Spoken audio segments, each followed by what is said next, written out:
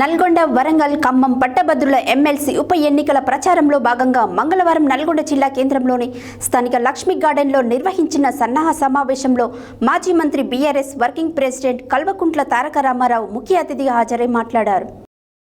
నల్గొండ, వరంగల్, ఖమ్మం పట్టభద్రుల ఎమ్మెల్సీ ఉప ఎన్నికల ప్రచారంలో భాగంగా మంగళవారం నల్గొండ జిల్లా కేంద్రంలోని స్థానిక లక్ష్మీ గార్డెన్లో నిర్వహించిన సన్నాహక సమావేశంలో మాజీ మంత్రి BRS working president Kalvakuntla Taraka Ramarao ముఖ్య అతిథిగా హాజరై మాట్లాడుతూ ఈ నెల 27న జరిగే ఎమ్మెల్సీ ఉప ఎన్నికల్లో అభ్యర్థుల గుణగణాలను చూసి గ్రాడ్యుయేట్ ఓటర్లు ఓటేయాలని పిలుపునిచ్చారు. ప్రభుత్వాన్ని కడిగి పారేసే అభ్యర్థిని గెలిపించాలని, సన్నధాన్యంకి మాత్రమే బోనస్ ఇస్తామని కాంగ్రెస్ మోసం చేసిందని, ఒకటి కాదు 420 హామీలను ఇచ్చి మోసం చేశారని ఆరోపించారు. ప్రతిపక్షంలో ఉన్న బీఆర్ఎస్కి అవకాశం ఇవ్వాలని, అడుగడుగున ప్రభుత్వంని ప్రశ్నిస్తామని, 10 ఏళ్లు నిజాయితీగా పనిచేసిన బ్లాక్ మెయిల్ దందా చేసే కాంగ్రెస్ వాళ్లను తరిమి కొట్టాలని పిలుపునిచ్చారు. రేవంత్ వచ్చినాక ఒక్క రిక్రూట్మెంట్ కాలేదని, మేము ఇచ్చిన జాబ్లకు అపాయింట్మెంట్ లెటర్లు పంచుతూ సీఎం అబద్ధాల ప్రచారం చేస్తున్నాడని, అందరినీ నిలువున మోసం చేశాడని, సబ్బండ వర్గాలు మోసపోయారని అన్నారు. మంచిగా ఉన్న బీఆర్ఎస్ పాలనను దూరం చేసుకున్నామని ప్రజలు బాధపడుతున్నారన్నారు.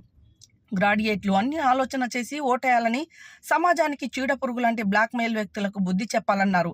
ఇది సన్నాసి ప్రభుత్వం, సన్నాసులకు మాత్రమే బోనస్ ఇస్తామంటున్న కాంగ్రెస్ కు కర్రు కాల్చి వాత పెట్టి రాకేష్ రెడ్డిని గెలిపించాలని కోరారు. ఈ సమావేశంలో మాజీ మంత్రులు జగదీష్ రెడ్డి, శ్రీనివాస్ గౌడ్, ప్రవీణ్ కుమార్, జెడ్పీ చైర్మన్ బండ నరేందర్ రెడ్డి, ఎమ్మెల్సీ అభ్యర్థి రాకేష్ రెడ్డి, మాజీ ఎమ్మెల్యేలు, మాజీ ఎంపీలు, మాజీ ఎమ్మెల్సీలు, ఇతర ప్రజాప్రతినిధులు తదితరులు పాల్గొన్నారు.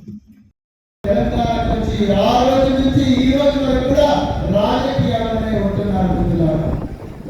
వారు ఎన్నో బుక్కులు కూడా రాయడం జరిగింది.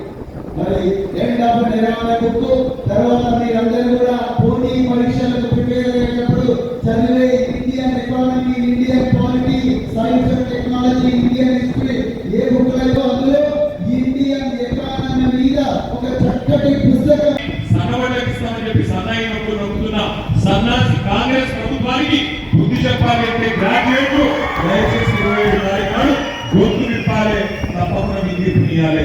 మిమ్మల్ని 2 లక్షల ఉద్యోగాలను మోసం చేసినందుకు తప్పకుండా తీర్పు ఇవ్వాలి. మెగా డిఎస్సీ అన్నారు, 50,000 ఉద్యోగాలు అన్నారు, దాన్ని ఇప్పటివరకు వడ్డీ లేదు, గడ్డి లేదు. ఇంకా చెప్పుకుంటూ పోతే 1-2 కాదు. పరీక్ష ఫీజులే పెట్టమన్నారు, దాన్ని మన టెట్ పరీక్ష పెట్టే కేసీఆర్ గారు 400 రూపాయలు అంటే ఇవాళ దాన్ని 2,000 రూపాయలు చేసినారు, 5 రెట్లు పెంచినారు. అంటే ఓడ మీద ఉన్నప్పుడు ఓడమల్లన్నా, ఒడ్డుకు ఎక్కగానే ఓడమల్లన్నా అన్నట్టు అధికారంలో రాగానే గడ్డ మీద కూర్చోగానే నిజరూపం చూపెట్టే ఒక నిలువునామం నెంబర్ 1 ఫస్ట్ ప్రయారిటీ ఓటేసి దయచేసి గెలిపించండి పేరు పేరున మనస్ఫూర్తిగా మిమ్మల్ని రిక్వెస్ట్ చేస్తూ మరి ఆలస్యంగా వచ్చిన ఓపిక ఎంతైనా కూడా పేరు పేరున నమస్కారాలు, ధన్యవాదాలు. జై తెలంగాణ. తెలిసినందుకే గ్రాడ్యుయేట్లకు, టీచర్లకు, అదేవిధంగా లోకల్ బాడీలో ఉండే ఎంపీటీసీలు, సర్పంచ్లు, జెడ్పీటీసీలు, కౌన్సిలర్లకు మీ అందరి వేదన, మీ అందరి బాధన అక్కడ సమర్థవంతంగా వినిపించడానికే శాసన మండలి పెట్టింది. ఆ పెట్టిన శాసన మండలిలో ఇవాళ అర్హులకు, యోగ్యులకు అవకాశం ఇవ్వాలి తప్ప అయోగ్యులకు, బ్లాక్ మెయిలర్లకు ఇవాళ దందాలు చేసి బెదిరించిన వ్యక్తులకు అవకాశం ఇస్తే సమాజానికి నష్టం. పాపం కాంగ్రెస్ మిత్రులు ఇక్కడ ఉండే వెంకటరెడ్డి, ఉత్తమ్ కుమార్ రెడ్డి, మిగతా మిత్రులు చెప్పాలి. ఇది చాలా ఇంపార్టెంట్. ఎందుకంటే మన భవితవ్యం గురించి ఆలోచించే వ్యక్తులు, మన భవితవ్యాన్ని మార్చే వ్యక్తులు, మన చదువు గురించి ఆలోచించే వ్యక్తులు, మన ఉద్యోగాల గురించి ఆలోచించే వ్యక్తులు, రేపు పుట్టబోయే బిడ్డల భవిష్యత్తు గురించి ఆలోచించే వ్యక్తులు చేతులు చూపుకునే ప్రయత్నం చేస్తా ఉన్నాడు రేవంత్ రెడ్డి. మరి మీ తరఫున గొంతు విప్పాలంటే, మీ తరఫున మాట్లాడాలి అంటే, మీ తరఫున కొట్టాలంటే మీరు బలమీయాలని మాకు, కానీ ఆ మాట్లాడే కాదు అన్నట్టు విజ్ఞప్తి చేస్తా ఉన్నా. నేను మీ అందరితో ప్రార్థించబడ్డాను. ఈ ప్రభుత్వం ఈ 6 నెలల్లోనే అన్ని వర్గాలను మోసం చేసింది. రైతులను, మహిళలను, నిరుద్యోగులను, పెద్ద మనుషులను అందరికీ కూడా మోసం చేసిన ప్రభుత్వం 5 నెలల్లోనే 5 సంవత్సరాల అపఖ్యాతిని ఉండగలిగిన ప్రభుత్వం రేవంత్ రెడ్డి గారి ప్రభుత్వం. ఇప్పటికి మేము చూస్తా ఉన్నాం, పార్లమెంట్ ఎన్నికల్లో చూస్తున్నాం, ఇతర సందర్భాల్లో కూడా ప్రజలు కలిసినప్పుడు స్పష్టంగా కనబడతా ఉంది.